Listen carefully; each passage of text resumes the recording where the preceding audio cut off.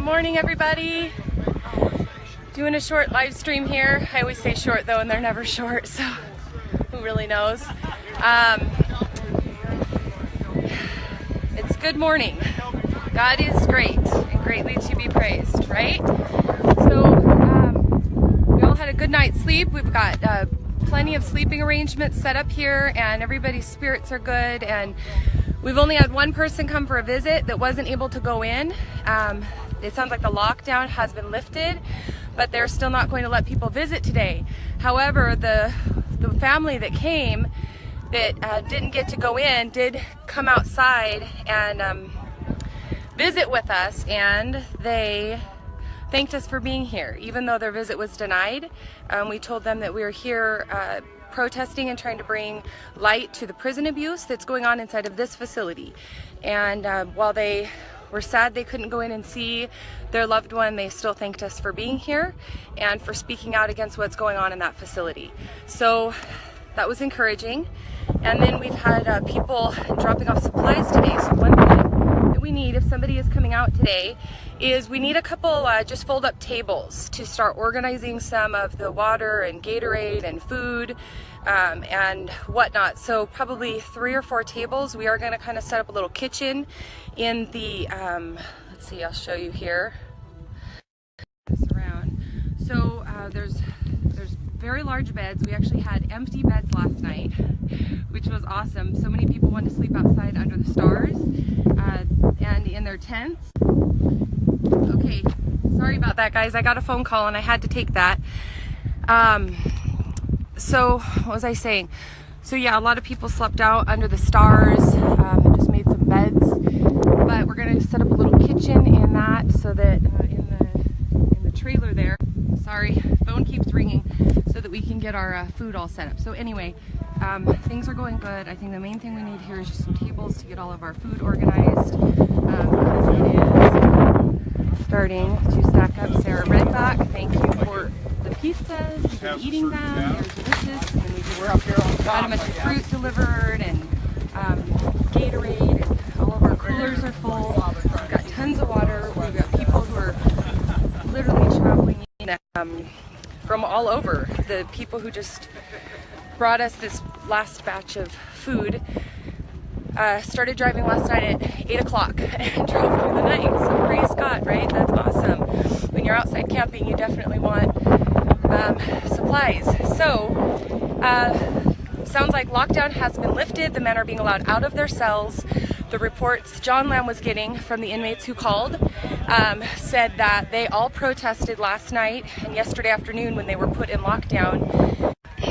Sorry, phone calls. They did a food strike. So I'll turn around so you can see the facility. They, I guess you can't really see it. So the prisoners were only allowed out of their rooms for the last couple days for meal times. Otherwise, they were actually restricted to their bunks. Phone call.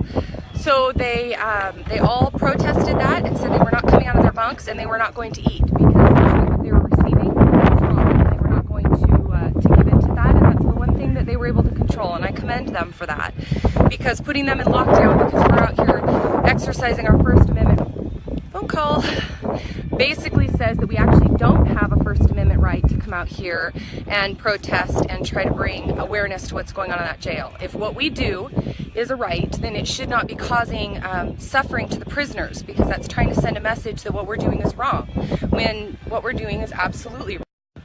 Phone call.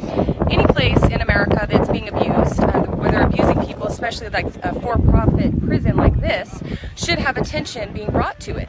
It should be unacceptable for any American. I don't care if it's just one person we know about or 100. I don't care what group or faction they're a part of. Ammon Bundy is the one who got the message out to us. But as he did that, Sarah Redback posted, hi Deb, Sarah Redback posted tons of letters from the jail, and it was heartbreaking to read what these people have suffered through, that they file grievances, the grievances get them thrown in solitary confinement, so they end up feeling like they can't even file a grievance. Seriously. so they can't even be heard in the end without being abused. So the more we bring attention to this kind of thing anywhere in the country, the more they are shown within these prisons, especially these for-profit prisons that are literally private property. So they're saying we can't even enter it. It's not even a public facility where they're able to hold these people. It's really important that they have accountability for the people. That's all we're doing here. So there's nothing crazy going on. We're not militia or anything scary. We're moms and dads that are horrified at the abuse. And you know, if this was happening at a humane society with animals, PETA and everybody else would be out protesting. So this isn't that big of a deal, guys. People are being abused. Here we are showing up for them. That's all. Ammon's attorney did get in to see him last night. He got a face-to-face visit. They kept him in handcuffs and in shackles for his visit, handcuffed behind his back for his visit with his attorney. And he also would not let his attorney look at his ankles. They wouldn't let him photograph his ankles or his wrists.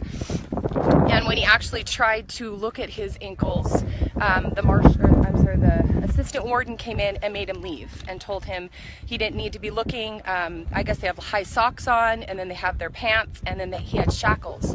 So it was taking a minute for his attorney to try to see that, and the prison shut that down and actually made him leave. It sounds like it was towards the end of the visit anyway, but that's when they came in and said, "What are you doing? Are you photographing his ankles? You need to stop. The visit is over now." So obviously a really big problem when an attorney can't even get in and represent his client and look and see if there's evidence on his body that he might want to use in a future lawsuit against the facility. But again, it's a private facility and the police can't do anything, right? And attorneys can only do what they can do. So let's see.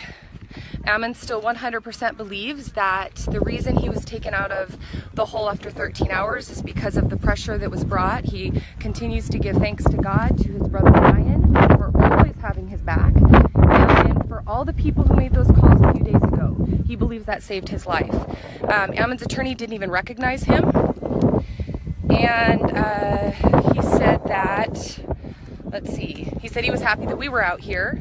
So and Ammon also said that he's heard nothing inside the jail of anybody being upset that we're out here.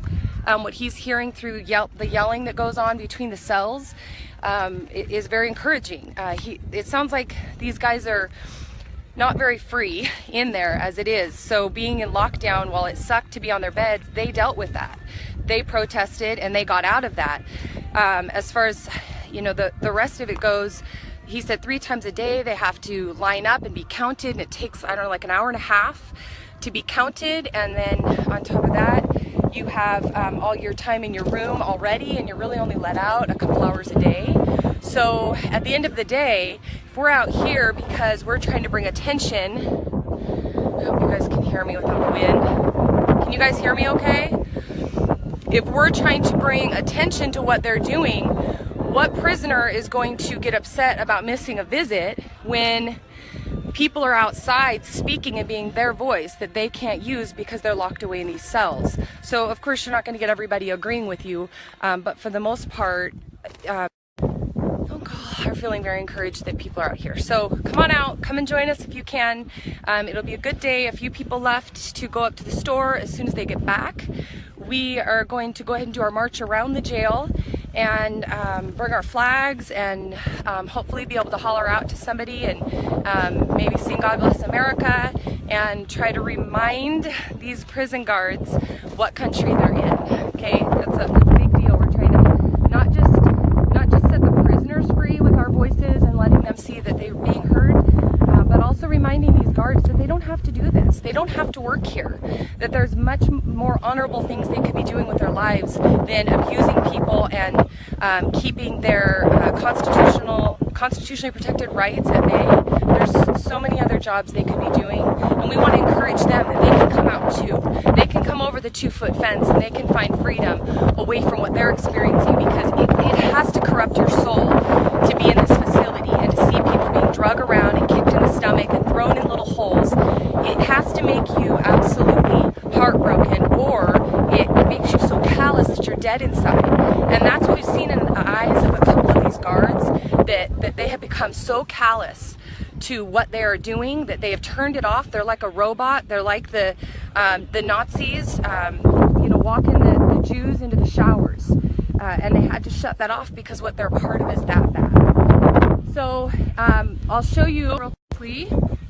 So they definitely have a fire hazard going on here, but that's, I guess, their own business. Sorry. No guards have been out. There are no guards anywhere to be found.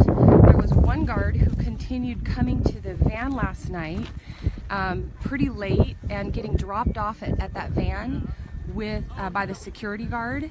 And then we heard him say in the van,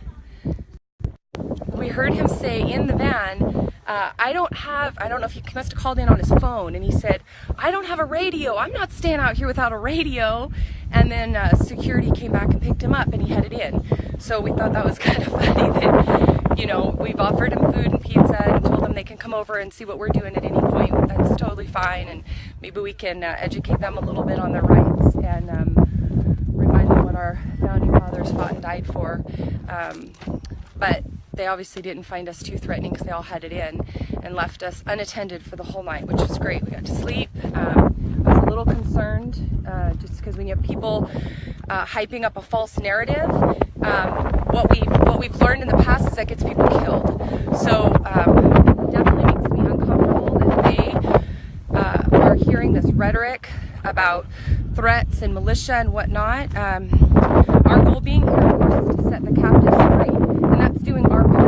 Protesting the abuse that they're suffering is doing our part to set them free. And you know, the attorney showed up. He's doing his part to set the captives free. We all have our part to play, but it surely does not mean anybody's going to go storm the castle and get ourselves injured, and that would only get us put behind bars with them, right? So don't play into any of that rhetoric. If you hear people talking like that, just remind them that that's not who we are. We've already proven ourselves with what we've done in Portland this last year, and I can continue saying in 14 months I never received so much as a citation. So don't believe the lies. If you have questions, come on out. We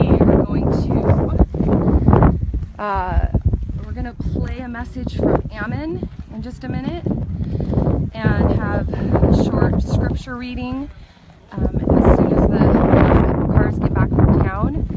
And so we'll go live when we do that. We definitely want people encouraged. We want the voices that have been silenced out there, we want them to be heard out here. So we'll be playing a few live streams that we have of past recordings from a couple of the guys, and so if you talk to them, let them know that their voices are being heard outside of the very walls that they're being held in. In the very beginning, we all said we are Lavoie's voice, and right now we are also these prisoners' voices. So that's all. God bless. We'll go live and